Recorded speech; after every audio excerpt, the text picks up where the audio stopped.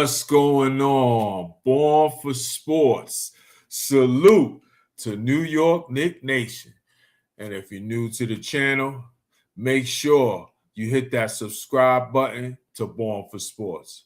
I'm going to need all my Knicks Nation to report to the stage tonight, as we got some things we got to talk about and get into. Mainly about this game, but also about the chase for the 2 seed, baby.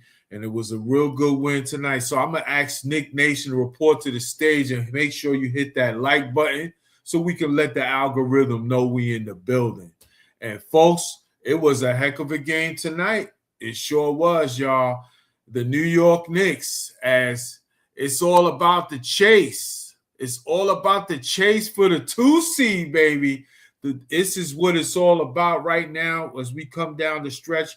Now 8 games remaining after tonight's win, but it's all about the chase for the 2 seed. The Knicks own that tiebreaker on Boston if they become tied, which is in their favor.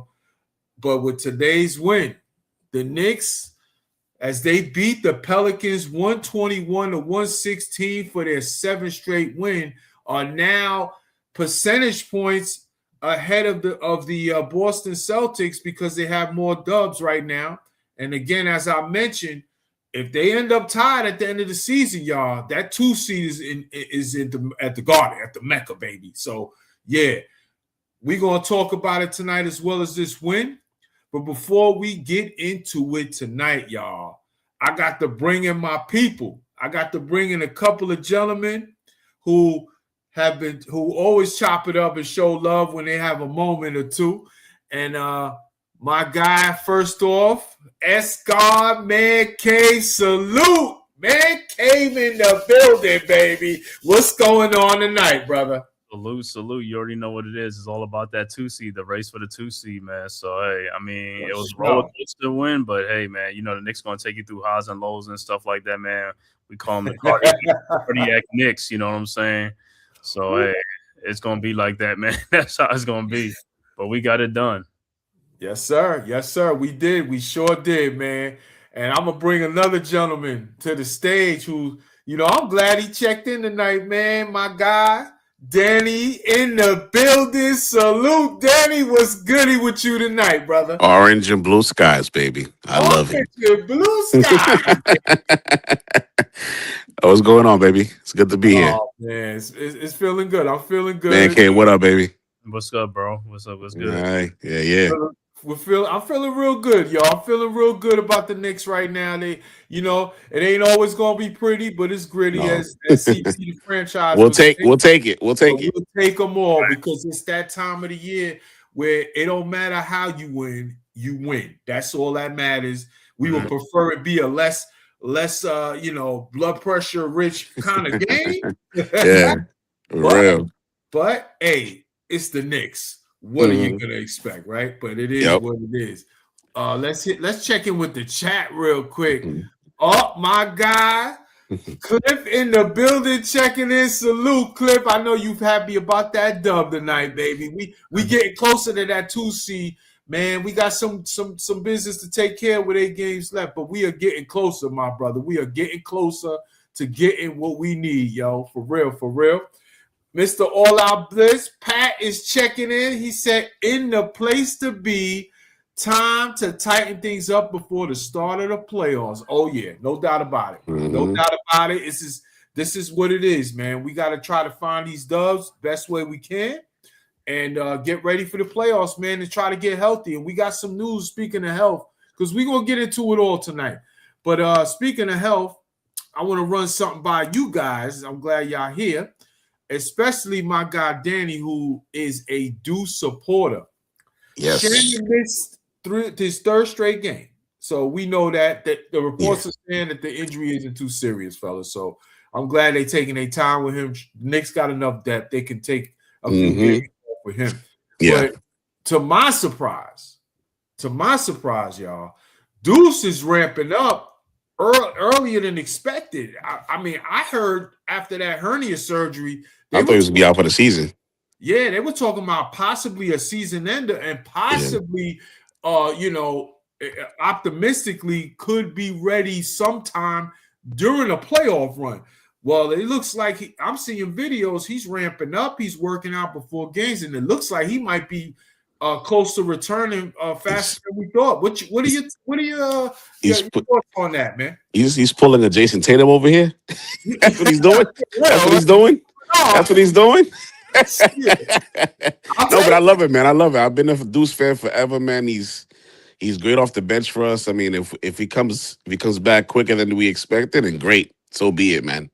Yeah, we need that depth, bro. Absolutely. Especially, especially if Shaman is going to be out for a little while. Right. Things like that are happening, and hey, the more the merrier. Listen, we all know what Deuce means to the rotation for this New York Knicks team when he's right. I mean, he was a big fixture before he got injured. What are your thoughts on that, man? What do you think about Deuce ramping up? Looks like he's pushing the return sooner rather than later. Yo, that's good. That's what we need. We need another confident player back on the team, man. That's a confident depth player and stuff like that. Somebody who ain't afraid of the moment and stuff like that. Brunson needs help, man, because like I said, you look at some of the other games, man, you got a lot of games that a lot of guys don't be playing with confidence towards the end of the game, man, especially in the pressure moments, man, because everybody know Brunson going to get the ball.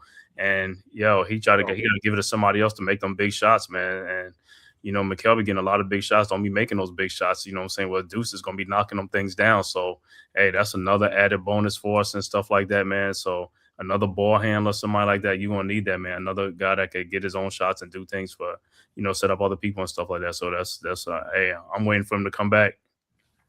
Yeah. It really sucks that we can't trust Mikal that much, you know? You know what I'm saying? It really, I mean, I want to, but it's just like it sucks. He had a solid game tonight, considering what he's been giving us. But right. I mean, I guess that's I can put it. You know what I'm saying? Right. But you're absolutely right, Danny. But go ahead, finish your point about Mikal, man. Yeah, I just wish that we could just, as fans, could be behind him more. Because we have a love-hate relationship with him. Yeah. And as much as draft capital we gave up to get him, he has to be more productive. Just saying. Absolutely. I totally agree with you. He's just got to be better. I mean, it is what it is. You know what I mean? Like, you're a big part of the team, and I get it. You're not there to be a top 2 scorer on the team. That's not who he is. No, but when you get your opportunities, you have to capitalize. We can't do this 1 for 8, 3 right. 12. I can't do that. Four turnovers and a little 3 rebounds. We can't do those things. Like 6 points, we can't do that. You know what I'm saying? And that's when Brunson gets frustrated. Yeah, I absolutely agree, man. I mean, he gets frustrated, absolutely. And, that's his homie and shit. But at the end of the day, it's about winning these games, man. It's about getting it done. Now I'm hoping that we get a replay of what happened last year. For the most part, we kind of saw this going down to the end of the year with Mr. Bridges. And then all of a sudden, when the playoffs came, he turned up. And he has some big, important contributions to that playoff run last year. So I'm hoping he'll be able to elevate his game in the playoffs similar to what he did last year. We will see. But let me run this by y'all since we're talking about Mikal, Danny, and Man Cave. I put this up because I want to get into this a little bit tonight. I have a question. Is it time to start low management or reducing Mikal Bridges' minutes to prepare for the playoffs? Because honestly, I'm willing to try giving him some rest or slow it down with him, because I'm going to be honest, y'all. And Mikal, you're probably not going to see this pod, okay? But if you do, if one of your homies, one of your bitches come through and say, hey, you got to see these guys. These dudes was talking about you last night, and they were bringing up what if you're tired or not, or if it's affecting your play. Mikal, let me just say one thing. I don't give a fuck about your Iron Man streak. I care about the New York Knicks winning a championship. So if you are tired and you need a little bit of load management, hey, Go holler at Mike Brown. Let's do it. We got enough depth, bro. Jordan Clarkson's playing well. Looks like Deuce is coming back. Shaman will be back soon. We got some depth, man. Because honestly, it's a question I think that we have to look into because this man has this Iron Man streak, and it seems like this is the same routine with him every year. He wears down towards the end of the regular season. The only difference is when he was with the bum ass Brooklyn Nets, he had playoff games, so we didn't really know. Right? Yeah, we didn't really know like if he's capable of turning up in the playoffs another lot. When he was a little bro, he didn't have much stuff to do. You know, when he was playing for Orphan Annie in Brooklyn, you know what I'm saying? we couldn't make that determination. You know what I'm saying? Like we saw last year. So I just want to run this question with you guys. Man, K, I want to start with you first. What do you think about that? Do you think maybe Mike Brown needs to possibly look into that? I don't know because he already had his break during the All-Star break. That's a week off. He's the same, so it ain't really gonna matter. You know what I'm saying? But you know what? In a way, it might be nice to shut him down for the last 3 games of the season. You know what I'm saying? If we're winning these games or get that second stuff like that. So.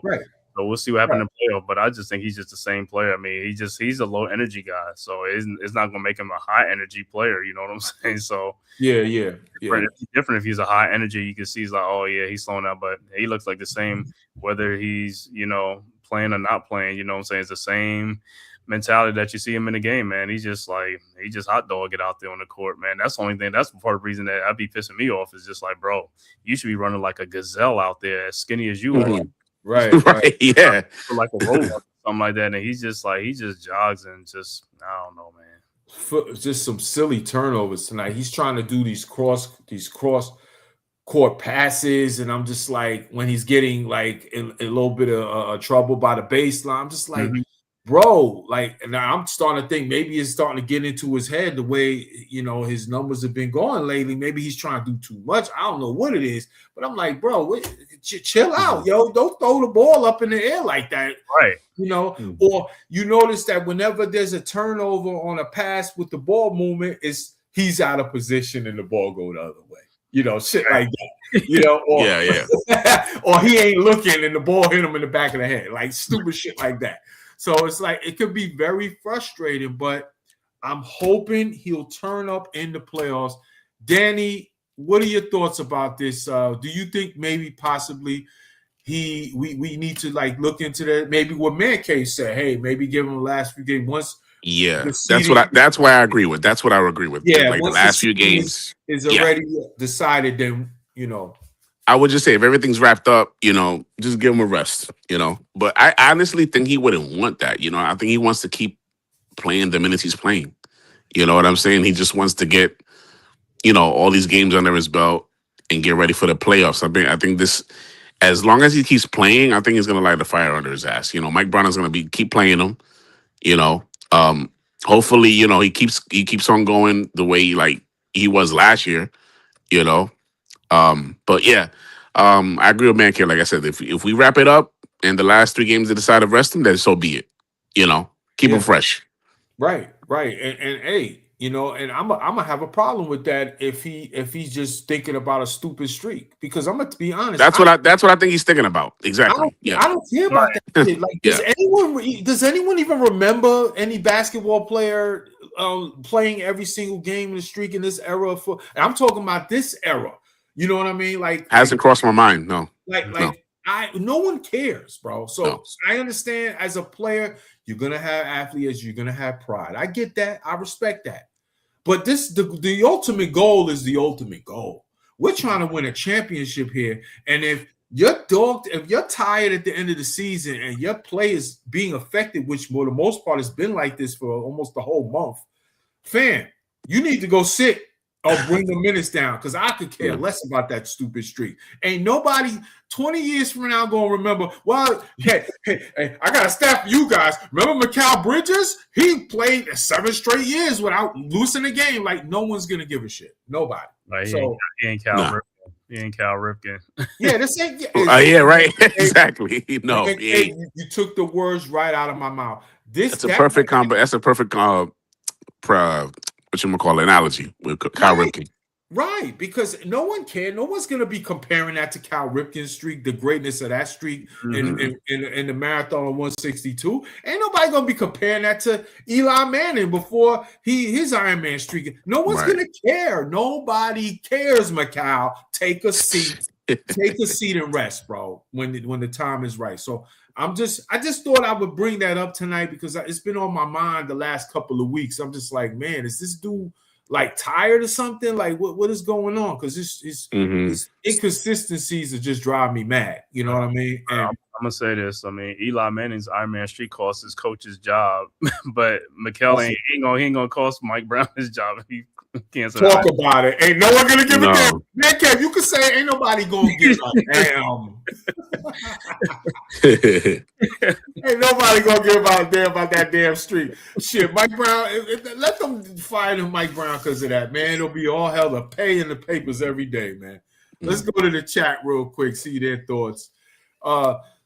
Mr. All Out Blitz Pat, he says, gotta cut down on the turnovers, especially trying to pass across the course. Shaking my head. Yeah. That was driving me crazy. You know, him all these cross passes. I'm like, dude, relax, bro. Like it's not that deep, man. Like the Knicks have to play smarter. And usually when they don't, McCall is involved with these turnovers. It's maddening. It really is, man. It really is. Big Task in here. Salute my guy, Big Task. Checking it. He says, run that second spot. Bang, bang, bang. Yes, sir. Yes, sir. We coming for that 2C, Task. You already know the vibes, baby. We gonna get it. We're going to get it. I'm totally confident that the Knicks are going to end up with this 2C.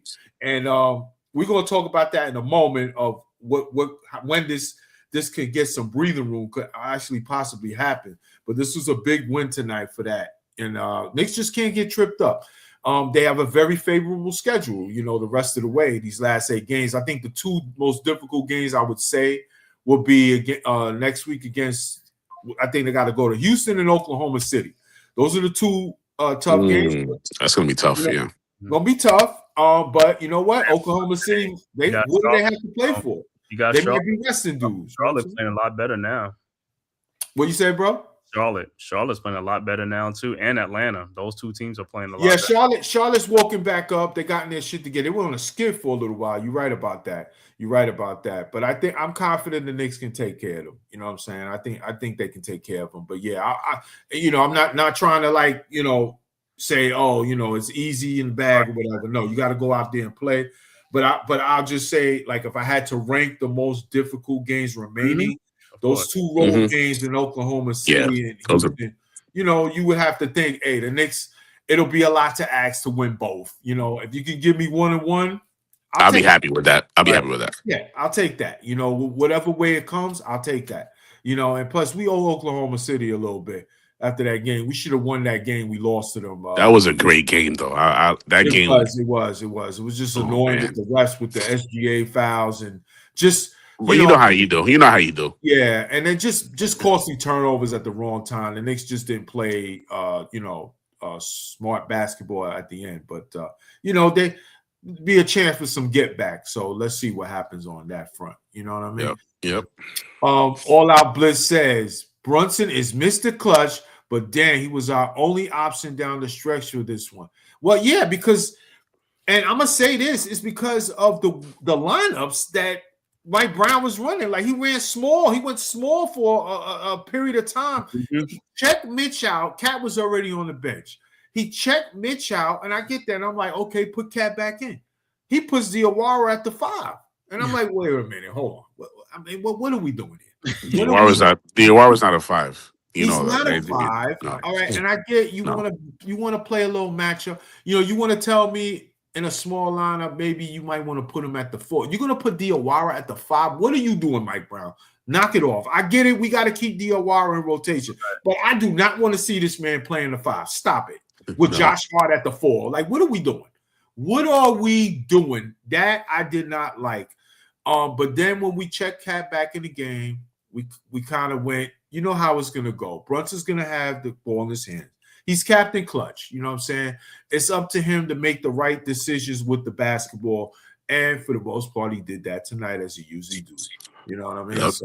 tough. We're not going to really complain too much about it. You know, we got the dub. Taz says, big salute to the man cave, and let's get the lights up. Yes, sir. You heard the man.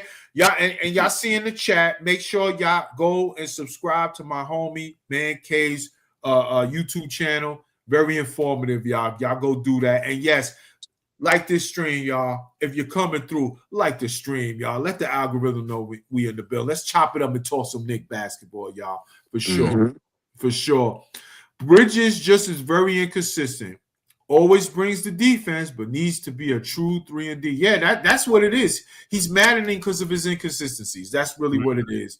And it's something that has to get better for the playoffs because we can't survive in the playoffs when we get to the marquee teams as we go forward with 1 for 9 or 3 for 12. We can't do that. You know what I'm saying? But and this is why I'm going to look at it like this. Bridges' defense is always key. We know that. But Mike Brown has to make sure he's ready to sub when it's needed. We can't stick with a 3 for 12 night from him in a playoff series. Every game is too important. This is not like last season where the depth was lacking. We have options now, y'all. What do you think about that? I love the depth. I mean, you got options for everything, bro. It's like everywhere you turn. Yeah. Mac Brown could just plug somebody in there. We didn't have that last year. You know? Yeah, absolutely. And you know, you got, you know, Shaman. He's, you know, I couldn't stand Shaman last year. I know you was talking hella shit about him last year, bro. I was talking hella shit, but let me tell you, him in campaign, bro. Campaign could he go back to where was he at? Listen, no tears shed for the campaign. No, not at all. Not at all. I do appreciate him winning game 1 against Detroit last year. I do appreciate that. But that's about it. But Landry Shaman has definitely made me eat my words. And it just goes to show you, you know, maybe, you know, a light went off with him, you know, last year in the playoffs. A light went off and, you know, he got comfortable with the team and he played hard and, you know, he showed he can be a good role. You know what I mean? And maybe that shoulder injury that he did have last year played a rougher part than we really thought at the time. You know what I'm saying? Remember, I think he had a shoulder surgery or something early in in training camp last season. Then it took a while for him to get back, and then he just struggled. But when the playoffs came, he answered the charge. And this year, he might be having the best season in a long time in his career before this little injury. And I think he's a big part of this team going forward. And his 3-point shooting, you know, he doesn't lack trying effort when it comes. He doesn't shy away from that 3-pointer at all. Yeah. And defensively, you know, Man Cave, defensively as well, Danny, you know, defensively, he's out there playing hard, man. He's moving his feet, everything. He's out there playing hard. You know what I mean? Yeah. So I just want to see. I want to see Cap play like more aggressive, but less getting into fouls. You know what I'm saying? It's the offensive fouls. That's what I hate about his game, man. It frustrates the hell out of me. Like he can be good, he can be great. Yeah. But just him driving to the hole, wanting to get the fouls, complaining to the ref, showing throwing his hands up. Like, come on, stop it. Yeah. Stay focused. You know, play your game. Just do what you're there to do. He has been playing much better, I would say, the last 6 weeks. Even defensively, he's actually played pretty good too. You know, but we need that consistently. You know, like you said, we need that consistency. You know, we can't get this and then, you know, go back to bad habits. You know what I'm saying? Not with the playoffs coming. You know, and the same thing with Josh Hart too. You know? Yeah. You know, with Josh, I'm more worried about his shooting. You know, because he had has to improve a lot more. Yeah, he had a good stretch in the season when he was shooting pretty damn good. The shooting coach for the Knicks has really done a pretty good job with him this year. Then he got injured. He came back, and then he went into a slump. So I don't know whether it was mechanics or he just wasn't hitting them. Now he's been pretty good. He even had a 33-point game the other night with Brunson when Brunson took that game off last week. So, you know, he's been doing okay. And for the most part, we got to get Josh to the playoffs as healthy as possible. Let him be the energy.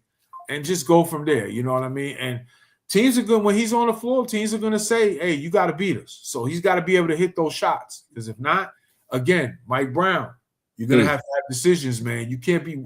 We can't do it well. Man. I was saying with him and Bridges, we can't do it. We got options. Josh, he got a streak going with the 3-point shot, 9 in a row. Yeah. You saw that, right? Yeah. I think he missed one, but then he was fouled, so they didn't count it, right? That was like right. Yeah. So that saved him. Yeah. He's been pretty good this year with his 3-point shooting. I think his 3-point shooting percentages are at a career high right now. We'll see how it be in the playoffs. That's when the pressure's on. You got to make them shots. That's a fact, man, K, because this don't mean nothing if when the game plans come and he's bricking. We don't need that. So and to be honest, a couple years back, even against Philly, that was the game plan. Everybody was like, "Oh, we're gonna leave Josh Hart open, let him there," and he hit a lot of big shots in that series a couple of years back in Philly, including sending them home. We're gonna need that Josh Hart again, definitely. You know what I'm saying? So let's see how that go. Cliff says, co-sign Mikal Bridges' Iron Man streak is counterproductive. We all can see he needs some time off. Some of games he only played 1 second to keep that streak going. Come on, son, LOL. Yeah, that Fugazi shit last year. And that's why, and I'm glad you brought that up, Cliff. I'm glad you brought that up. Because when I put this topic in that I wanted to talk to the boys about tonight, I had that game in mind. And I think that's what put it over the top for me to be like, maybe he's trying to just get to the finish line of regular season, and even though he's tired, because he wants that streak to really stay alive like anyone give a fuck. That shit he pulled last year was proof of that. Like that subbing, let me just get on the book so we can count it. All right, guys, I'll see y'all tomorrow. Like, nah. I can't do that. Not when you're shooting 3 for 12 in these streaks, bro. You know what I'm saying? Not with that percentage. No, come on now. Like, what are we doing here? What are we doing here? You know what I'm saying? Let me see his stat line tonight. He did have a decent game tonight. I will say that. Considering what he's given us, like I said earlier, what he's been giving us. He had 14. He was in double figures, whatever. 5 for 12 from the field. Not a great percentage, but okay. 4 for 10 from 3. The good news about that, he did have 7 assists, so he did well with the ball movement. As the Knicks really moved the ball well tonight as a team. Very good. Most crisp ball movement we've seen in a few weeks, I would say.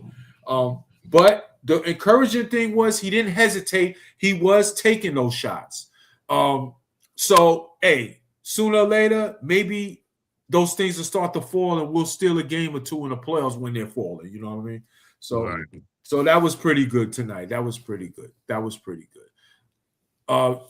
Iron Man streaks are like perfect attendant records. Overrated accomplishments. That is so true. That is so true. Oh, Cliff, you were spot on with that, bro. You know what? It's funny he said that. Let me just ask this. This is just us being men. We were talking some real shit, right? Mm-hmm. Was there not a most annoying freaking thing when we were kids in school and whatever school you was in, and the teacher want to shout us out? Well, perfect attendance this month, Mr. Danny Rivera. Right, exactly. Let me get my certificate. Let me go up there in front of the class and get my certificate. Yo, that is so true, bro. Oh my God. Man, Kate, were you ever in school at a time and you see, when they had you at the auditorium and they just give it out? Right. Oh man, the auditorium. To my assembly. Loser gets a perfect attendance award. They clapping on crazy. You just sitting in your seat like, man, who gives a fuck? I don't give a shit about no perfect attendance. You know what I mean? Man, bro had like a 65 average, and y'all giving him a shout out for coming in. Like, what we doing? Right.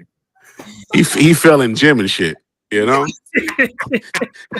fell in gym. He failing Jim being a teacher's pet coming in. Right. Yeah, get out of You want here. to give him credit. Like, get out of here, bro. He came in rain, sleet, and snow, right? You know, For shit. real.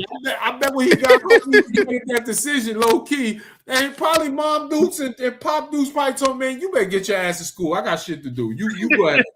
You know, these kids are soft nowadays, bro. He said if he's sick, he going to school sick. You got to get perfect attendance. You know, For back real. in the days, our parents was like, you get into school. Like, you ain't dying, you get into school. I got to go to work. I got shit to do. Right. You go to school.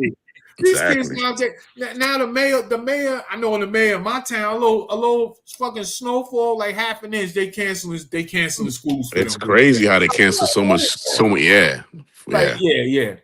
So I'm sorry, I just had to vent on that real quick. No, but those are good times. Those are good times. Cliff took me there, man. For sure. Pat says Bridges doesn't have to miss games. They could put him on a minutes restriction. Yeah. That like low management, like I mentioned. You know, I think all options should be on the table. You know what I mean? Until he could get right. It might be something he probably doesn't realize because of his pride as a player.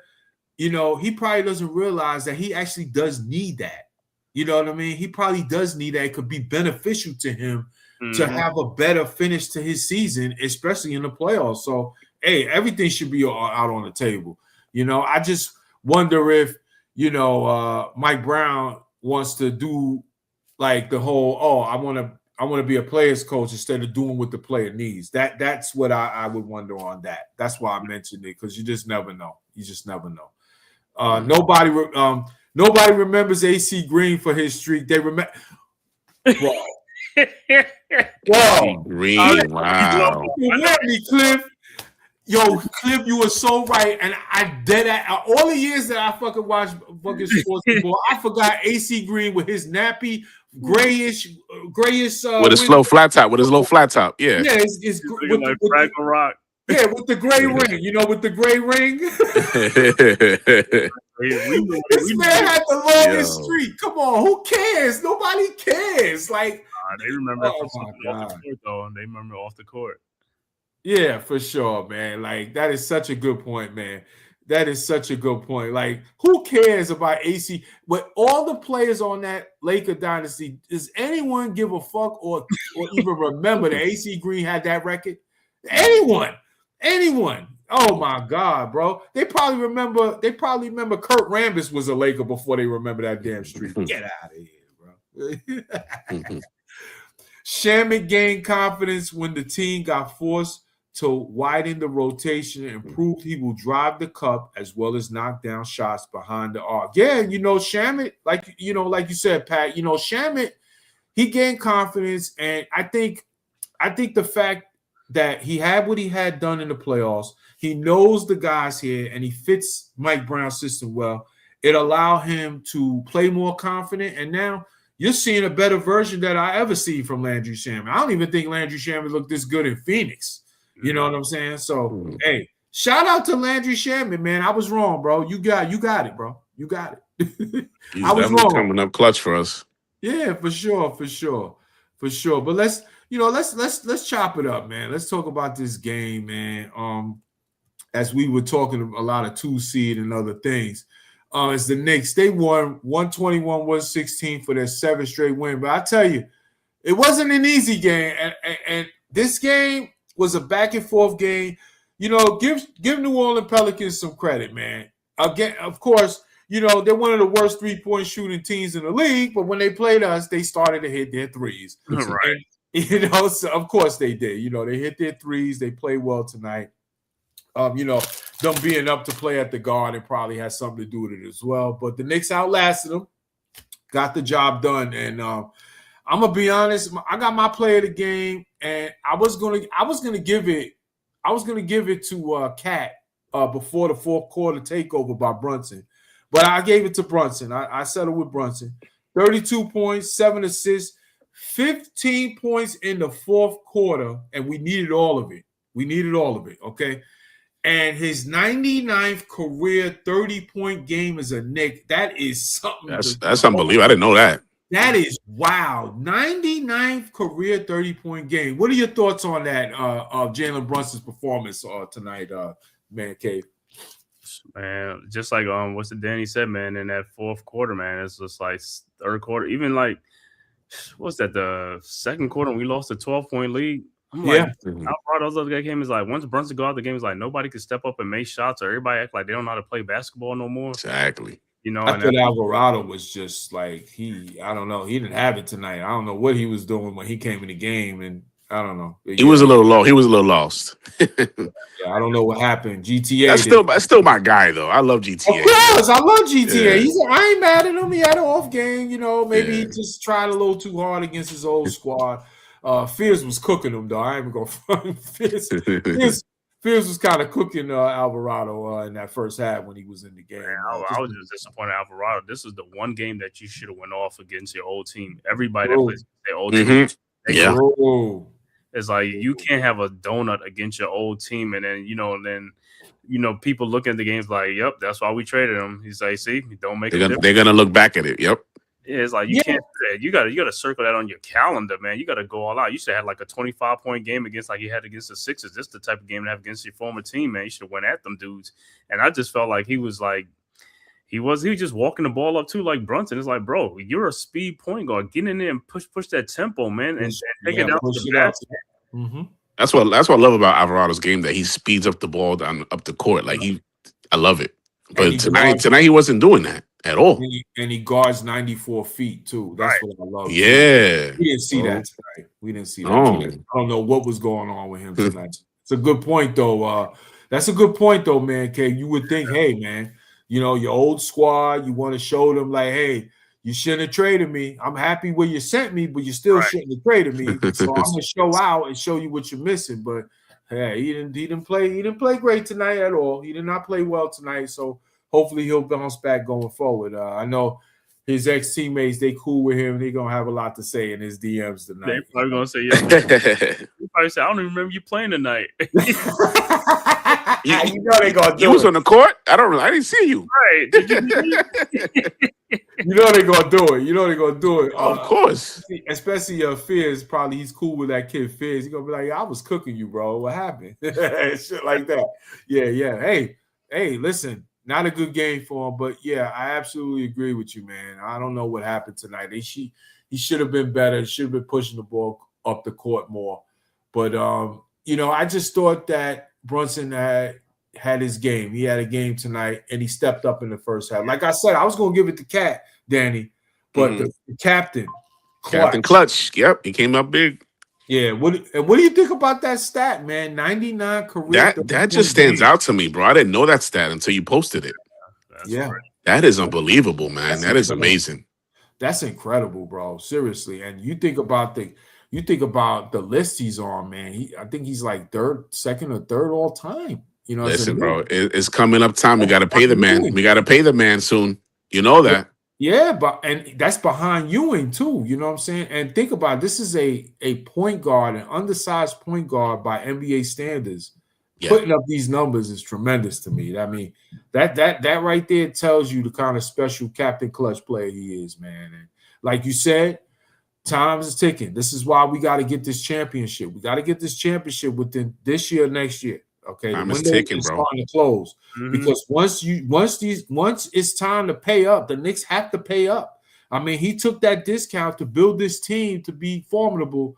You got to do right by him. And there was an article a few weeks ago. What was it, last month or a few weeks ago? I think it was Slam Magazine. I forgot which article it was, but they had an interview with Jalen Brunson, and he did say it. He did. That was the first time I ever heard him publicly talk about his next contract. He said, hopefully they do right by me. And I don't see a world where that does not happen for the Knicks unless it'll be like a disaster, bro, if we can't re-sign him at all. Like, if we don't bring him back. It's up to the Knicks, bro. It's up to the Knicks. I mean, barring an unforeseen catastrophic injury to Jalen Brunson, I mean, how do you say no not to paying the guy? I mean, he's the franchise. You got to do it. This is why this window is so important. That's still open for the Knicks to win this championship. They got to do it now. It's got to be this year or next year, the latest, because, hey, guys are getting older. Guys are going to start, that prime is going to start going away from prime years. But and you got to make decisions. Yeah. Right or wrong, man, K. But I'm going to say this, though. You know what Brunson's next contract is? It could be a 5-year, $417 million contract. I know. I'm going to tell you right now, I don't think that's going to happen, bro. And I'm going to say this, and I'm going to say this. Brunson looked like he's going to suffer the same fate that Allen Houston suffered, meaning that Allen Houston was getting paid peanuts, and then when he got his big contract, he got hurt, and then everybody forgot about what he'd done in the past because he's getting hurt. And that's the same thing with Brunson. All the stuff that Brunson is doing under that peanut contract he's getting paid. Now when he gets that big contract and then something happens, he start getting hurt or he's not available anymore, they're going to be starting label because people just remember the money part about it. They don't remember what he's done in the past. And that's what I'm saying. I mean, that's the only thing I'm thinking about right now going forward with him. Is like, listen, I think he should get the money because, like I said, all the things he's done for us. But I'm just feeling like he's going to get to suffer the same fate, man. Because everybody's going to look at that big contract thing. And if he gets hurt or he can't play too much, they'll be like, man, see, that was the worst contract in the history of, you know what I'm saying? That's all they remember, the money part. They don't remember what you've done in the past. That's Nick. That's that toxic part of the Nick Nation, man. They will do that. They will turn on you in a minute. Unfortunately, that's in every fan base. But I would say Nick fans, there will be a percentage that will turn quickly if that contract goes, and then all of a sudden, like you said, it turns into an Allen Houston situation. So hopefully they can meet somewhere in the middle. Maybe not as much as that money, but at least somewhere halfway, yeah, man. Because I can't imagine a Knicks team without Brunson. I can't imagine it, bro. Yeah, no, I can't either. I don't even want to think of that world. But hey, that's a story for another day. Let's just concentrate. Let's talk about this W tonight. Let's concentrate on the now. We need to win this championship this year or next year. That's just the bottom line. And the Knicks definitely have the kind of team that can do it if they're playing the right way. And tonight they played the right way. I mean, the ball movement, Danny, was just tremendous tonight. I mean, it was like chef's kiss. Oh, chef's kiss. It was as good as I've seen it in a while, bro. Like, let me see the team assists. Man, I actually thought it was more assists than this. What was the total for the night?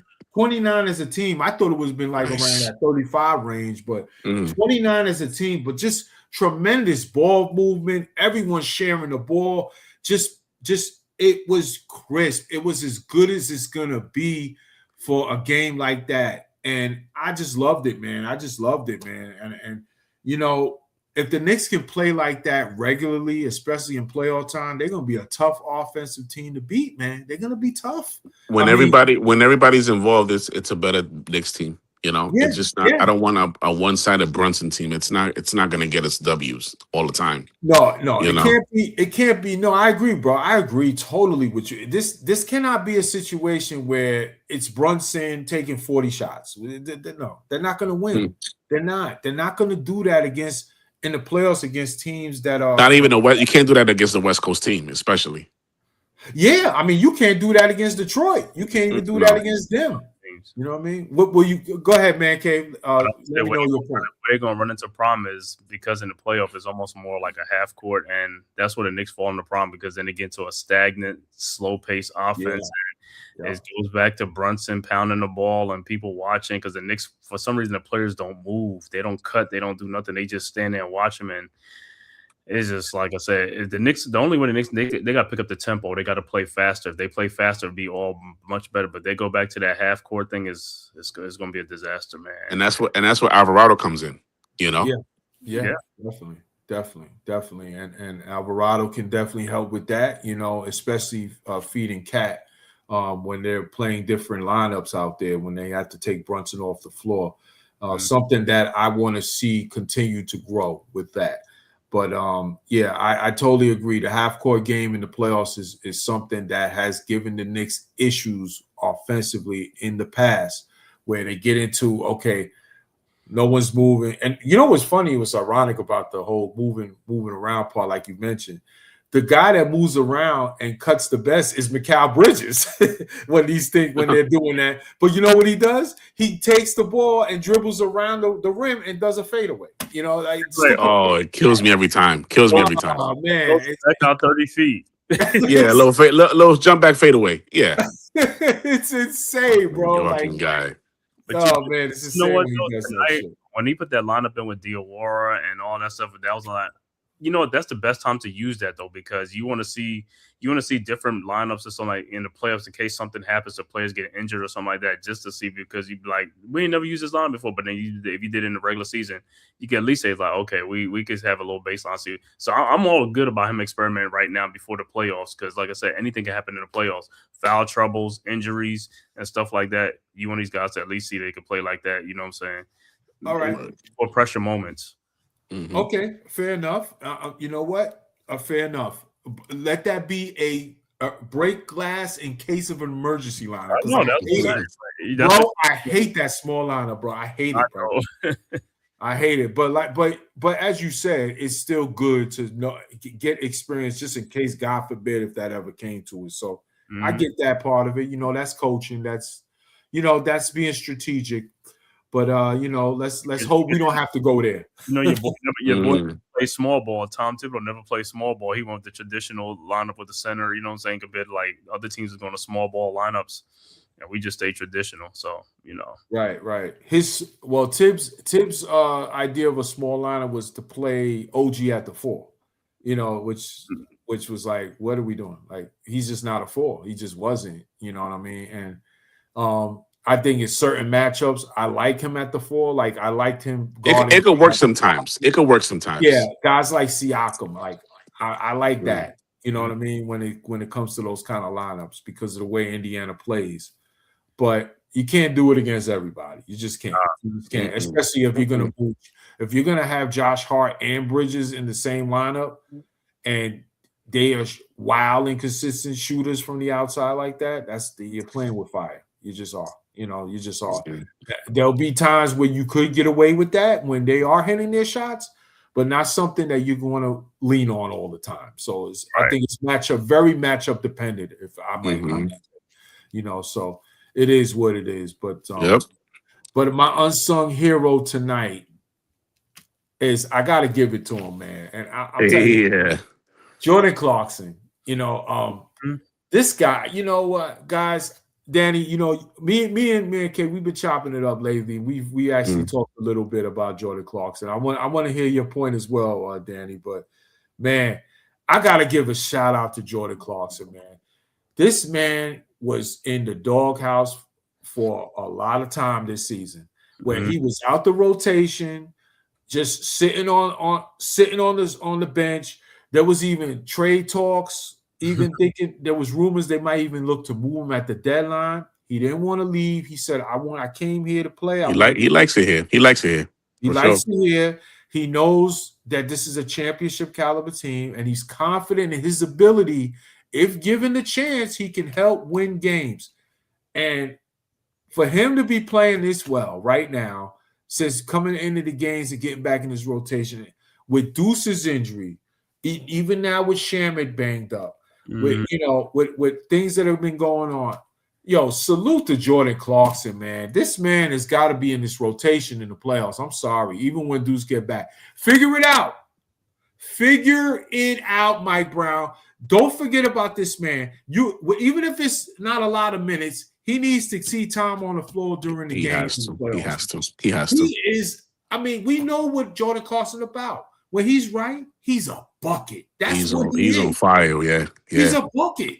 That's what he is. And he has the ability to create, play make, and also create his own shot, especially when, like we mentioned, Brunson is in trouble in the half court and whatever, and there's not nobody, they're doubling him and he's got to get the ball out of his hand, moving the ball.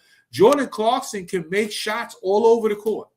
And I want to give a shout out to him for his professionalism and staying ready, being a factor for this team, because I think he is a factor for this team in the playoffs, Man Cave. Yeah. Jordan Clarkson tonight, 10 points, 5 assists, 3 rebounds. I thought he had a tremendous game. I think he's my unsung hero tonight. I was thinking about giving it to Mitch because Mitch I thought played really good tonight, but I can't get over the contribution Jordan Clarkson's been doing lately and tonight, man. What do you think about Jordan Clarkson's performance, y'all? Yeah, man. Hey, Jordan Clarkson had a couple of assists to Mitchell Robinson tonight. Yeah, looking good. He finished, man. Easy baskets. Jordan Clarkson was seeing the floor tonight, man. The only thing, I don't like his defense too much, but as far as the offensive side, he was shots, like tough shots when we needed it and stuff like that. Because he could do that, though. He can make tough shots and stuff like that. Oh, yeah. He's a bucket. And then getting in there, Mitchell Robinson, I was like, yo, when he did that, I was like, oh, man, he did the hop, skip, and then he passed to Mitch. I was like, and then he did a touch pass for alley-oop. I said, okay. Yeah. We don't talk much about his passing. It's like his pass is very underrated. Yeah. Like, they don't talk about it as much at all. Yeah, he's more than capable of doing it, man. It really is. It really is, man. But yeah, man, he has some great passes, like you mentioned, man. K, he has some great passes, great alley-oop looks. The lob, Mitch lob was back. Finding him with even Brunson.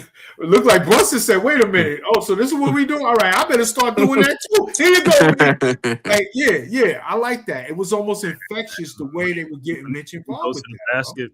He looks to score, though. He ain't like Mikal looking to like throw the ball back out on fadeaway. He looking to score right down there. So right down the bucket. Yep. Yep. The man is a bucket, man. And I just think that he is going to be a big factor for us. It might not be every game in the playoffs he's going to get a lot of minutes, but I need to see him be on that court for some kind of minutes. And and you know what? He's going to get an opportunity if, let's say, Deuce comes back and Deuce does the whole, which he's known for when he comes back from injury, struggle, with his shot. Every time Deuce goes out for a long period of time, it takes him a while to get his rhythm back. What if he's in that situation with that? Maybe Shamit's off that night. Josh Hart, Mikal Bridges. Hey, we got options now. Jordan Clarkson cannot be forgotten in this rotation. I'm sorry. And I like Diawara too. But if you're telling me that there's going to be some games in the playoffs with Diawara, you might have to sit tonight because Jordan Clarkson's getting minutes because of the way the game flow went, I'm okay with that because I know that man is a bucket. I know what he's going to bring. Like you said, he's not great defensively. We know that. That's not what he's really here to do. He's there to get a bucket. And in the playoffs, that's what it's about. It's about a bucket and rebounding in the playoffs. Those are the teams that usually move on for the most part in the series. I got a question. I got a question for you fellas. You think like one of these games, you think maybe Clarkson starts over Hart? Hey, listen, I could see a situation like that happening if, Hart is ineffective and something's bothering him because, he's always fighting through some kind of injury, even tonight. I just with Hart, with me, I just don't trust his shooting as much. And I trust more Clarkson shooting than Hart's, Yeah, I totally, hey, listen, you're not wrong, Danny, that's for sure, when it comes to trusting Josh Hart's shot. It's a game-to-game basis with Josh Hart's jumper. That we know that, like, we got to see how it's looking that game. You kind of know when he's like he's got a decent touch to that night, and if he's just going to struggle to shoot and he's going to have to attack the rim. But yeah, I don't have a problem with that in certain situations. Maybe not starting because defensively he does lack. That is the only issue with that. I think that's where Shamit will. That's why Shamit starts more because Shamit. Shamit gives more effort defensively. More of a player that could start in Hart's place if he's struggling real bad. But hey, that doesn't mean that he won't finish the game, though. You know what I'm saying? Like, if the man has got his shooting form going, and other guys just ain't hitting, I could see a situation where Clarkson's in when we got the offensive possessions, maybe on timeouts they sub out, get some defense, situational stuff with the rest of the guys. Yeah. But Clarkson's gonna play, bro. He's gotta play. He's been a big factor on this winning streak. And for the Knicks getting their shit together, man.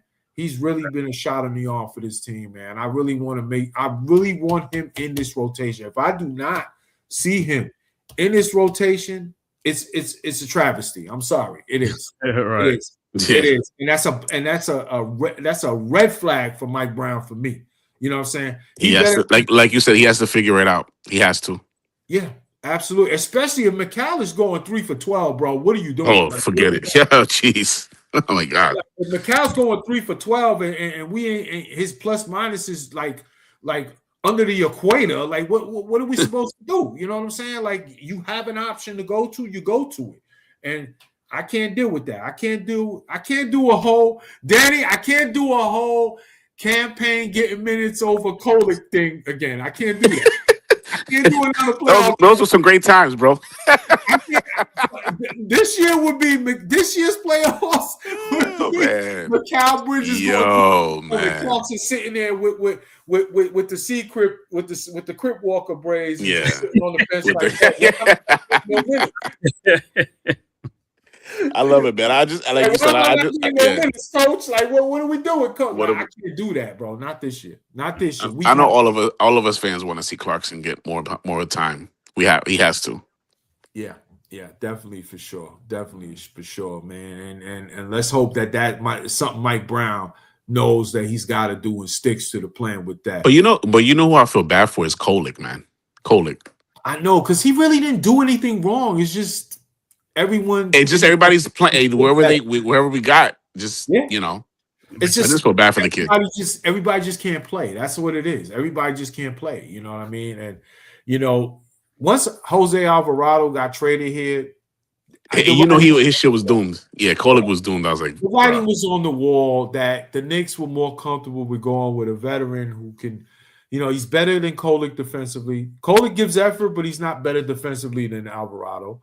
And, it just is what it is. It's something that the team needed. They needed some grit. They needed some toughness, especially in the backcourt with the way that they were getting like kind of, I don't want to say manhandled, but like kind of like taken to the woodshed a little bit by physical teams.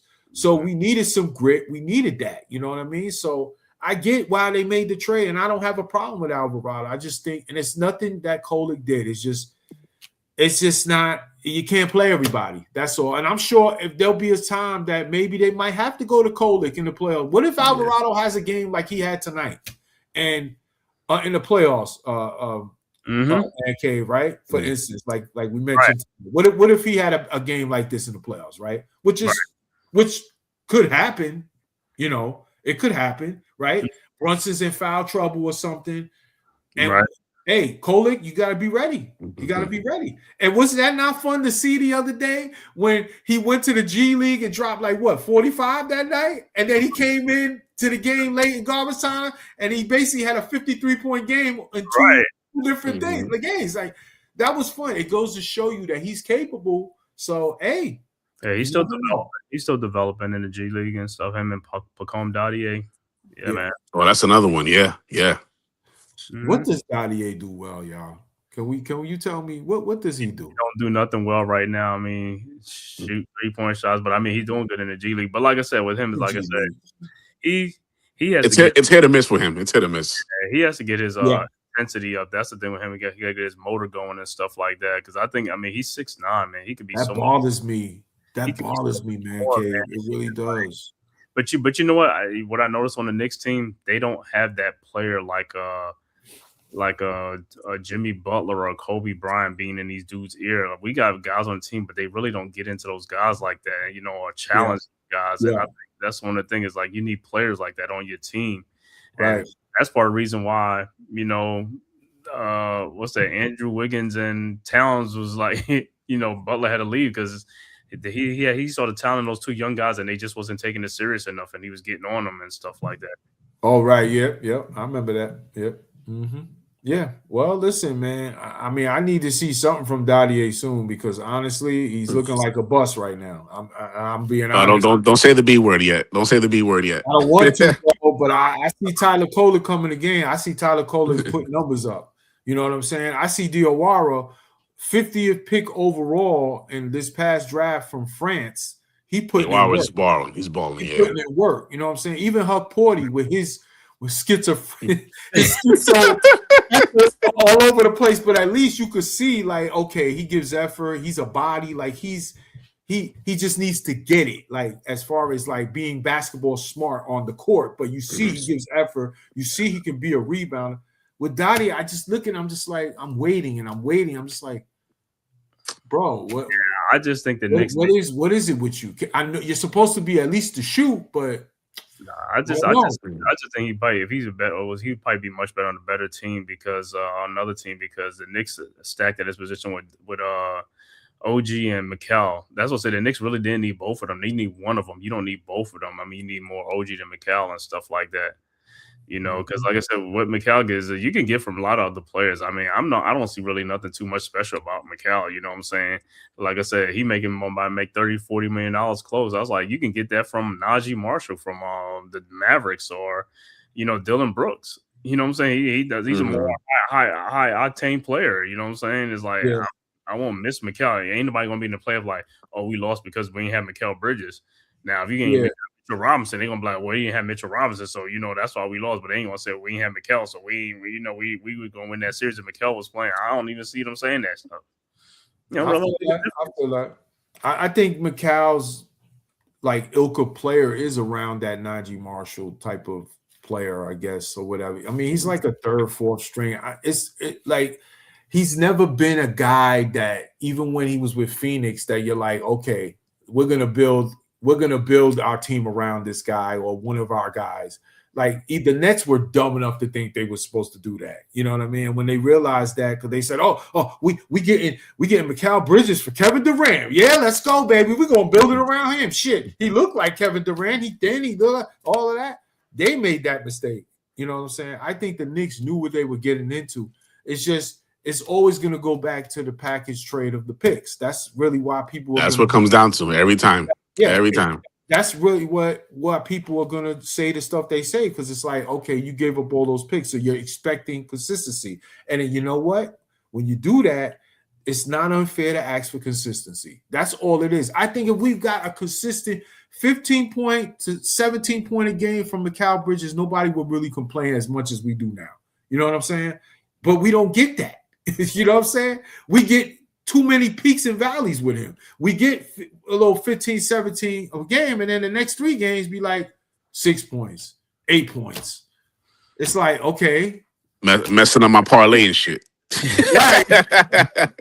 right, exactly. I just think with Mikal, he just plays weak. He does not. It's like he don't. Where's his grown man strength? That's what I'm saying. They don't. You think he needs to bulk up a little bit?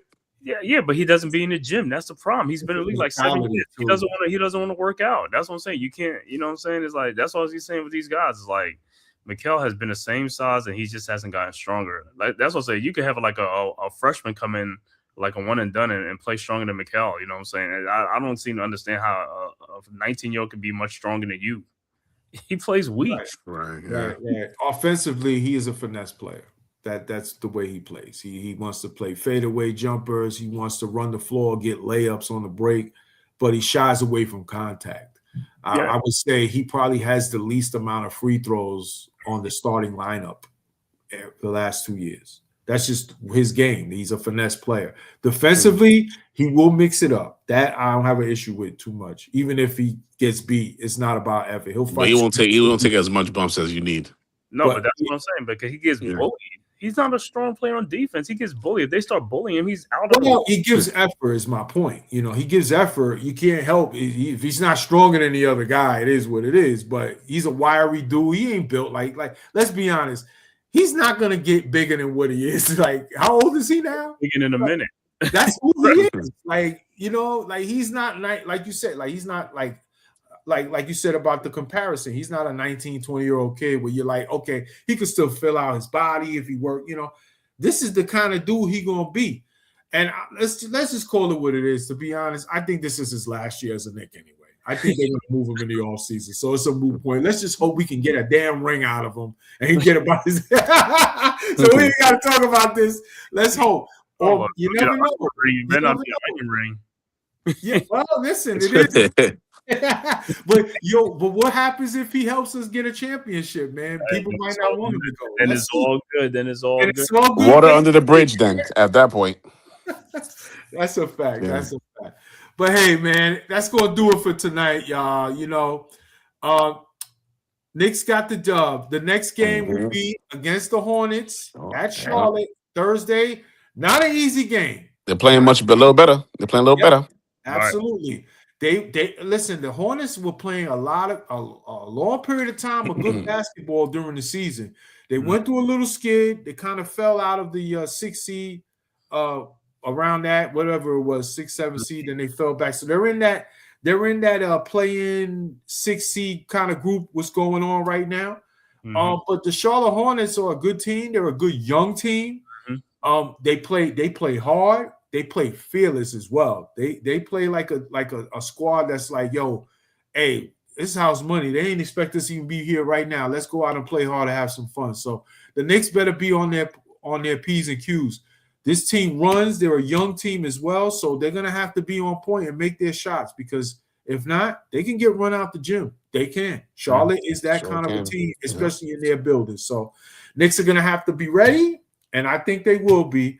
And they will be bringing a 7-game win streak into that game, as the Knicks won tonight, and they are now percentage points, I believe, in second place in that 2 seed right now. Now, before we go, I want to say Boston, they have a tough game tomorrow, so the Knicks can actually wake up Thursday with the 2 seed in sole possession. You know what I mean? They play Oklahoma City.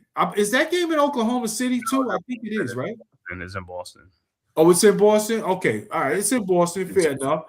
And, they're coming off a tough loss to Minnesota. Minnesota kind of waxed them without Ant the other night in that fourth quarter. So, Tatum is trying to get his shit together, get consistent with his reps and everything. But this is a golden opportunity for the Knicks. If they just keep winning games, they will finish with that 2 seed.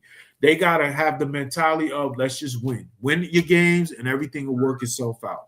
That's the mentality I want to see. So let's see what happens tomorrow night. I'll be watching that game. I will be checking that game and go see how that goes, especially in my neck of the woods. They're going to be playing that as a local game. So I'll be watching that and rooting for Oklahoma City to get a win. You know what I mean? So yes, sir. Let's see how that go. But hey, that's going to do it tonight, folks. Salute to everybody out there stopping in, joining the show, in the comments, and everybody passing through and coming through to the channel. And as always, salute to my guy, Man Cave, coming through, always showing love.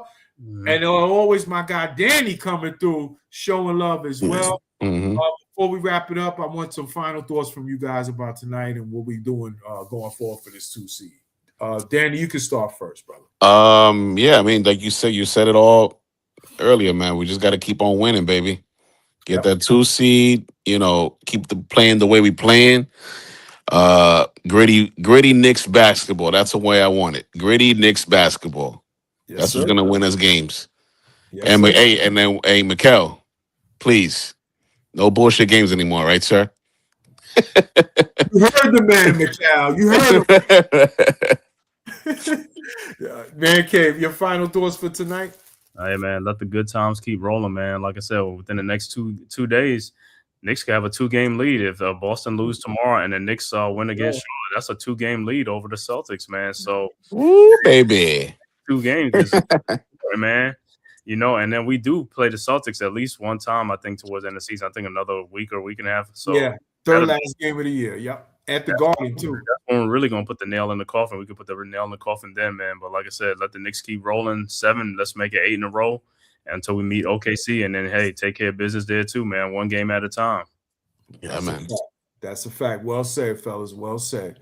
Well said. Let's just keep this streak going and keep playing their game. And hopefully, and I'm not even going to say hopefully, things will work itself out and the Knicks will grab that important 2 seed. That's the goal as far as I'm concerned. Knicks got to get that 2 seed and sure home court advantage in that second round, especially if they do play Boston in that round, which they should. So that's going to be a big deal for us, man. But that's it for tonight. Salute the Knick Nation out there, and for everyone out there coming through, chopping it up with us. I just ask one thing from y'all. Ain't too much to ask. Smash that subscribe button to Born for Sports because, folks, as you can see, I talk all sports. And as you see, we are big-time New York Knicks fans. Knicks are on the roll, 7 straight. Lucky 7. Lucky 7, baby. Yeah, they playing Vegas numbers right now, baby. Yes, sir. Yes, sir. Knicks are on the road. We're marching towards the playoffs, and seeding is what it's all about. Knick Nation, keep it locked here for that Knick content you see. I talk New York Giants football, y'all. Oh, baby. Hey, I've been dying to get a hold of you, man. Listen, I got a lot to talk about on that topic. Woo, the vibes, baby. Those New York Giants, they're making moves too, man. They're making moves. I saw that they signed a defensive tackle yesterday for some depth. And they signed the long snapper today and another special team. And man, I tell you, John Harbaugh, you know he ain't having it with these special teams. Playing. No, that's his specialty, man. You know, he is not playing. Man Cave, you know the vibes too. He is not playing about his special teams. He is going to have the best special team unit by next year. We already know the vibes. Yeah, so, you know, we're making some moves. Also, very interesting to me as well that I saw today on Twitter today. The New York Giants had a meeting with defensive tackle Shelby Miller. Shelby Miller from the Cleveland Browns was in for a visit today. So we got to keep our eyes set to see if they'll sign. If they sign him, I think that's a sneaky good signing, y'all. You know, he's a veteran DT and he's a run stopper. And he's had last couple of years, he's had some pretty decent years, man. I think in a rotation at DT, stopping the run, something we all know that the New York Giants need to do a damn good, better job going forward is stopping that damn run. Hey, yo, but quick question. Who you want them to draft, though, who you want them to draft? And I'm going to tell you, boy. I already got my answer, so go ahead. Sonny Styles. Yeah, I'm the same way. Sonny Styles. Sonny Styles would be my based on who I think is going to be available, right? So I'm not sure if I'm believing the smoke about Jeremiah Love. I think if he's there and if the board plays a certain way, I think they could take him. But I don't think he is like, oh, they're in love with Jeremiah Love. He's the guy they really want. That stuff is just smoke to me. I don't think that's. I just have a PTSD from Saquon. That's all. Yeah, I know. I don't want to take a running back at 5, but I will say this: the Giants are in a different place than they were when they took Saquon at that time. You know what I mean? They have their young quarterback, they have their defensive pieces, and they have the head coach. This is a little different, but I still would prefer not to go that direction. If they do take Jeremiah Love, I'll say this. Now that I'm going to be concerned about Cam Scatterbo's health. Because if you're not worried about Cam Scatterbo's health, why take a running back that high? You could actually take a running back in later rounds if that's the case. So, but we also have to take in consideration, this is not the Joe Shane show no more. This is the John Harbaugh show. Thank God. Okay. Thank God for sure. And John Harbaugh has his own vision. So, hey, he's big on running game and he's big on stopping the run and point of attack football. So if he feels like, hey, man, the guys that we wanted are not on the board, let's take the guy. Hey, we got to just ride with it. You know what I mean? Because we know what he's about. We know this is the kind of coach he is and what kind of style of play he wants to play. He talked about it in the combine. Hey, man, we got to stop the run and we got to run the ball to make it better for our quarterback. He's all about that. Yeah. Because we play in the Northeast. Like, this is who John Harbaugh is. So I don't want to take a running back at 5, but if the board plays a certain way where Styles is off the board, Caleb Downs is off the board, I couldn't see it happening. But I'll say this, bro. There's a player in this draft that, in my world, I would love to trade down. That's my goal. I would love for them to trade down. But if they trade down, the player that I want in a trade down, bro, that I think would be good besides Caleb Down is Vega Ioane, the guard from Penn State. That guy is as close to Quentin Nelson as you're going to get. And if you could trade back, right, if the player you seek like Sonny Styles is not there, right, if you trade back and you say, all right, no Caleb Downs, you get some more picks because remember, we don't have a 3rd-round pick this year. Right. No, we don't. Yeah. If you could trade back and get that guy to put on that offensive line, bro, I am not mad about that at all. That dude is the best offensive lineman in this class to me, You don't think the kid from Miami is good? I do. I think he's good. But you know what? Is he a guard or is he a tackle? He's a tackle. He's a tackle. He could play tackle and guard. That's the thing. He could play both. He has flex. What is his better position? You know? Right. But you know what? I wouldn't be mad if we took him either, bro. You know, Man K. I wouldn't be mad if we took him either. Danny will tell you, I was talking about him during the later ends of the season. Like, I wouldn't be mad if we took him. You know, so but I do like Vega Ioane a little better than him because I just think his position, he has the chance to be the all-pro at guard. Right. More than Maui could be an all-pro at right tackle. That's just my opinion. You know what I'm saying? But I would not be mad with either guy. Y'all know me. I'm my point of attack, baby. Hey, you gonna trade down and get me one of those guys? Let's do it. You know. So I'm still hesitant. I'm still not off for like JMS is still our center, man. That I know. You know I wanted Linderbaum, bro. I know, but we can't give him tackle money, bro. That was just crazy. You can't give him tackle money. I just don't like if we go into the season when JMS is our center, God help Jackson Dart. God help him. Yeah, you better have a good backup. But I'll tell you what could help him at center is improving your guard play. You know what I mean? Let's be honest. Greg Van Roten was better than John Runyon. And Greg Van Roten is long in the tooth. He's older. You know what I'm saying? So it isn't really saying much. But John Runyon, to me, he's not all that, bro. Like, I'm not a fan of Runyon either. Yeah. So if you want to like make it easy for an undersized center in your lineup, you got to improve your guard play. And if you just put Embo in there. Membo is a possibility. I tell you what, they'll put Membo in there before they're gonna put Evan Neal. I'll tell you that ain't gonna happen. I'm still not off that. It's Zulu or whatever. That ain't gonna happen. I'm still not off that either, but I don't understand. I don't understand that move. Those two moves. Those guys are gonna be cut in preseason. I hope so. I think that tells you that in the draft they're gonna go in the trenches, get younger in the trenches, you know, with the guards and stuff. Tackle. That's why they ain't spend too much money on that, which makes a lot of sense. Yep. I can see the Oregon kid in the second round if they go something. Yeah, I like him too. Or second round. Basantis. Basantis is good too. Mm-hmm. Oh, you know who else I like? Yeah, what about the dude from Georgia Tech, Rutledge? Yo, bro, you read my mind. I love that dude, bro. Keelan Rutledge. I wish we had a third round pick so we could take him in the third round. We're gonna get a third round pick. We're gonna move. I think they're gonna find a way to get one. That second round gonna move back. They're gonna move back in the second at least to probably get a third round. They're gonna try to do something. Maybe they can get, you know, a team to jump off or maybe for a quarterback, maybe a Carson Beck. You know, the Jets want him. The Jets are hiring him.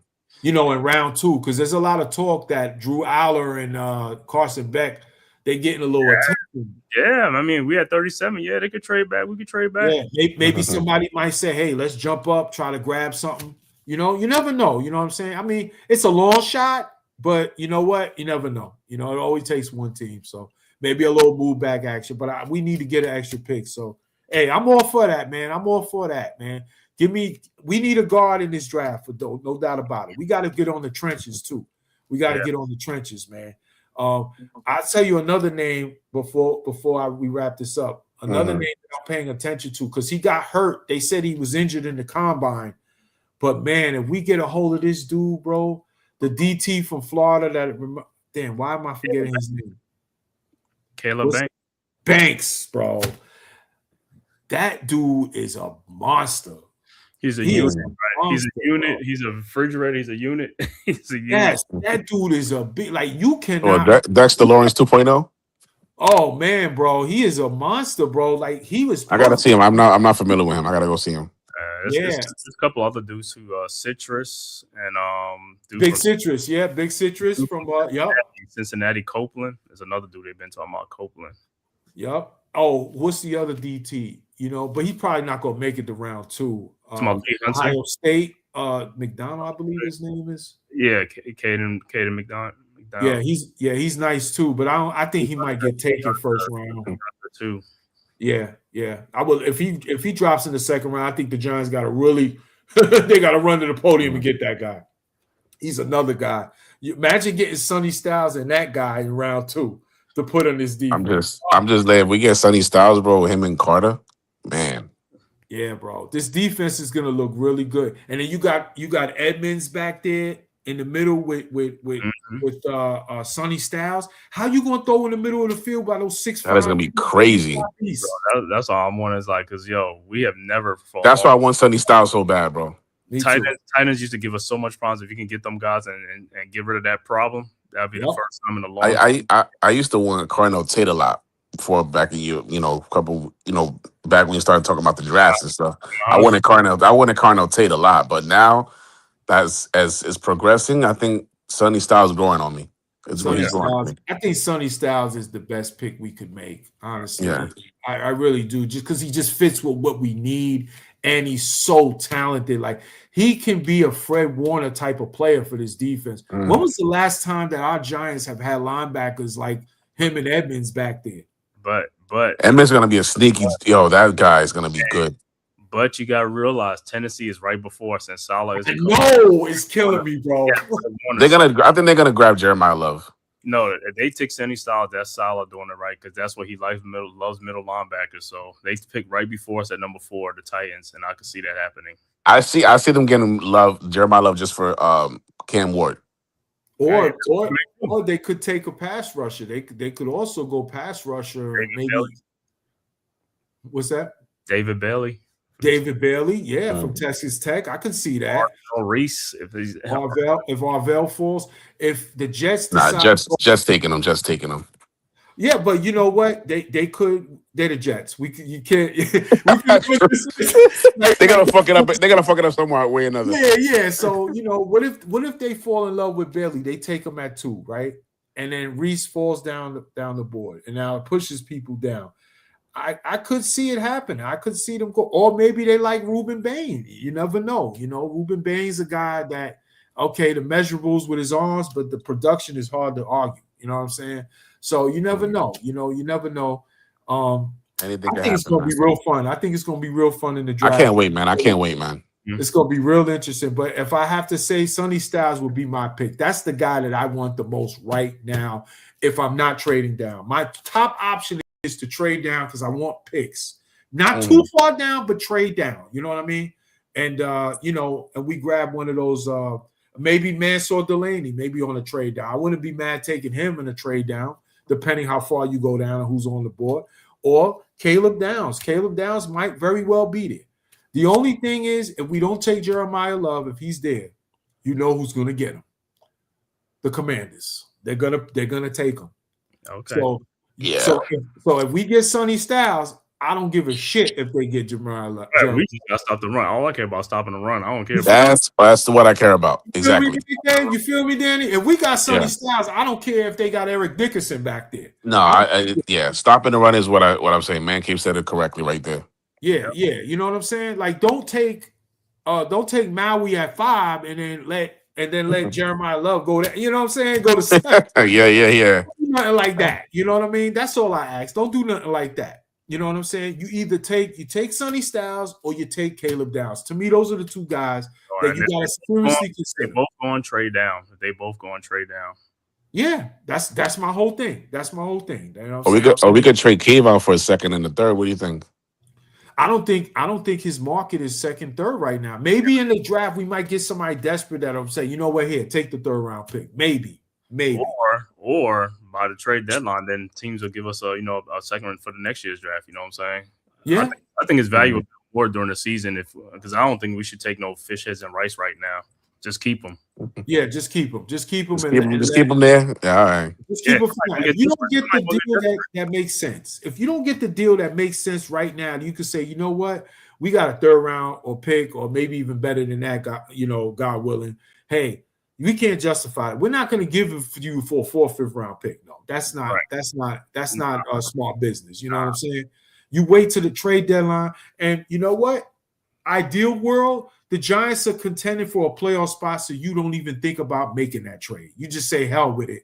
He's producing. Just ride it out. Just ride it out with him. You ride it out. You know what I'm saying? You ride it out, or if you get a sweet deal from a team that says, "Hey, we'll give you a 2nd round pick. Give us Kayvon," then you consider doing it. So you got to be in a position of power. You can't be in a position of just giving them away. I agree with Man Cave on that for sure. But I think right now I have a feeling we're gonna keep him because I just don't know who's gonna be willing to go there. You know what I mean? That's just. But we're not gonna pay him though. I know that for sure. Yeah. I don't think he's gonna be back. The only way he'll be back is if he tries to meet us halfway. He can't see. That's the problem. Kayvon wants to be paid like one of the top. Right. He wants Miles Garrett money. Yeah, right. Like, bro, we got love for you, but we can't bullshit ourselves, bro. You ain't been that guy yet. You just haven't. I like Kayvon, but you just haven't. So do I. Yeah. And you're hurt a lot. That's another thing. You're not even on the field the last 2.5 years. Like, bro, come on. Like, you got to meet the Giants halfway there. And I think they know. They're like, you know what? It's either he's the writing's on the wall already. They know already. They know. They probably knew. That's probably one of the reasons why they took Abdul Carter in the draft as well. You know what I'm saying? They kind of knew, like, hey, man, we're not going to pay this guy elite money. We're not going to do that. We got to have insurance, and let's see if he can get to where we think he could be. So, hey, it's in Harbaugh's hands. We know he's going to do the right thing. For sure. But yeah, man. But so that's who I want, Sonny Styles, y'all, for sure. But hey, listen, Giant Nation, the draft is coming soon. Keep it locked. That Giant content coming your way soon. I'm gonna have a video on my favorite, free agent signings once I see things are kind of set. That just keep it locked. We're gonna have some content for you real soon.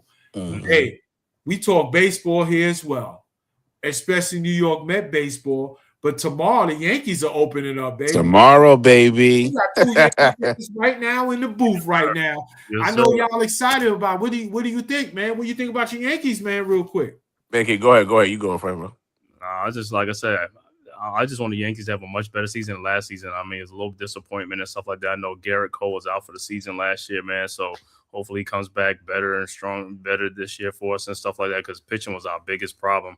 Could not keep leads, could not, you know what I'm saying? So hopefully we can get some good pitching and stuff like that. And, the bats start turning up and stuff like that. Judge is going to be Judge, you know what I'm saying? So these other guys got to step up, but it's the pitching. If we can get some great pitching, I think we should have a great season, man. Yeah, I agree. I agree with you, bro. I mean, all this WBC talk about Aaron Judge, I hate that shit. Listen, he's going to come through. He's going to come through for us. He's going to hit his home runs. He's going to get his RBIs. I don't care about all that. You know what I'm saying? He's captain is going to be the captain. And I'm excited also for all the young pitching we got. Ryan Weathers and Schlittler. I'm excited for them. I can't wait to see him on the mound. Gil's hurt, right? Gil's he's in he's hurt. He's not in the lineup. He's not the starter. But yeah, I mean, I'm looking forward to it, man. Volpe's got sent down. Volpe's not playing. He's not going to start the season at shortstop. But I'm excited just for the pitching staff. That's what I'm excited for. And I know eventually we're going to get Cole back, but listen, AL East is going to be ours, baby. It's going to be ours. Yeah. All right now. Yeah. Listen, Toronto. I don't care nobody else. Toronto, I think on paper is a really good team. Toronto's flat. I'm not going to hold you. They got to show that they can do it 2 years in a row. That's my whole thing. They got to show they can do it 2 years in a row. You know what I mean? Like, let's be honest. Toronto underachieved for a lot of years, where everybody's like, man, it was always, hey, Toronto's going to be the team that can give the Yankees the most power. And they never did it until last year. So let's see if they have a World Series hangover and they still have that hunger. They have the talent, no doubt about it. But let's see if they still have that heart to get back. We're going to see. I think the Yankees are going to be a good team. They're always going to be around. They're always going to be, a playoff team, whether they win a division or not. So I expect no less than that. I think the Yankees pitching staff, if everybody becomes healthy, is going to be pretty damn good. Especially so is it safe to say So is it safe to say that the Mets have a decent GM? Come on, I know you like him already, bro. He's all right. He's all right. He has to be growing on you, bro. He has to be growing on you. I mean, listen, I'll say this. I'm not fully trusting yet. I want to see. Okay. I want to see if his vision is what we need. I knew Pete Alonso was going to be gone. I knew that. That writing was on the wall last year. But I felt the way when Diaz didn't come back. That's what bothered me. You know what I'm saying? Because I felt like that was a big loss. Yeah. Yeah, I felt like you could have went a little extra mile on that. And then you go there and you turn around, you give me Devin Williams back after Devin Williams had the year he had with y'all. Because why? Because you knew him with the Brewers? Like, nah. It was their relationship. That's what it came down to. Yeah. So he better be right.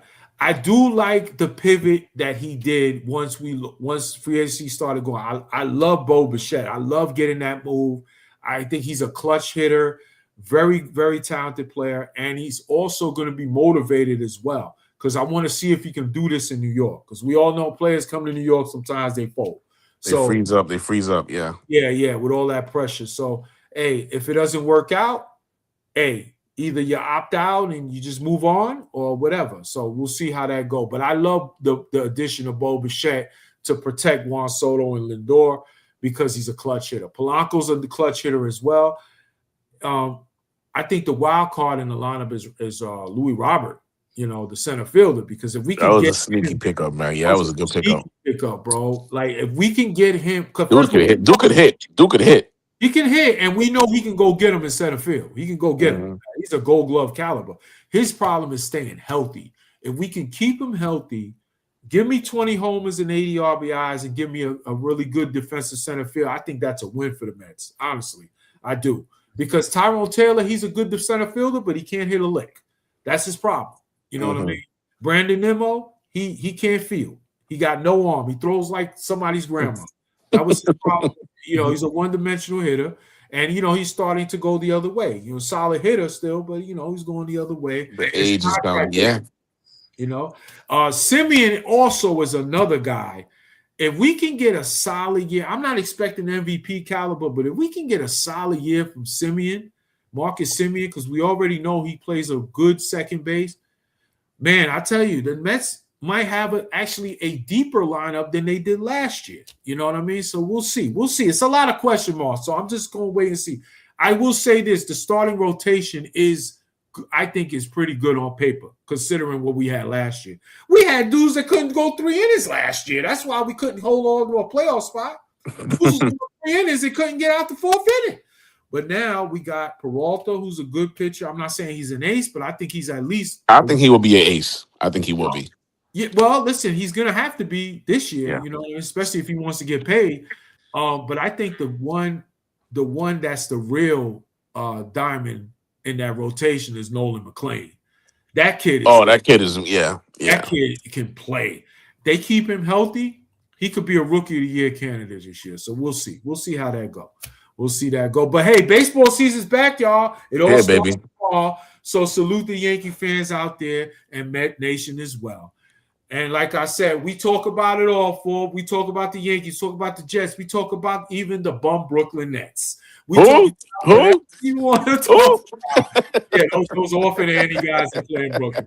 We talk about whatever you want to talk about in the world of sports, especially New York sports. Salute to the panel, my guys joining me tonight. Cheers to you guys. Salute baby. To Knick Nation. Like and subscribe to Born for Sports. Let's go Knicks. All right.